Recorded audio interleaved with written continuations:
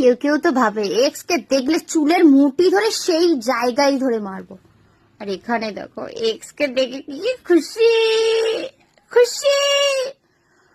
আর খুশির থেকে বড় কথা মুখে যে হাসি, ওই হাসিতে গাল যা চকচক করছে।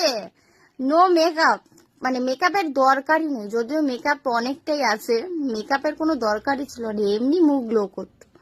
এক্স কে দেখলে এত খুশি কেউ হয়? আমি তো বুঝে পাই না। কিন্তু আমার একটা প্রশ্ন, যে এক্স এর কে এক্স বলে কেন ডাকা হয়? অন্য কোনো নামে কেন ডাকা হয় না? অন্য কোনো নাম দিতে পারে।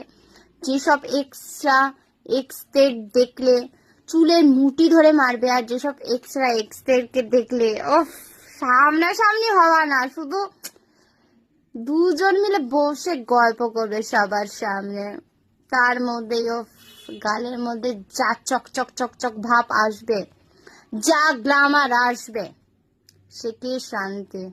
মানে এর থেকে এটাই বোঝা গেল, প্রেম করো, ব্রেকআপ করো, 10 বছর পরে দেখা করো, কি গ্লো পাবে বাবা রে, নিখুঁজি মেরেছে এই গ্লো এর।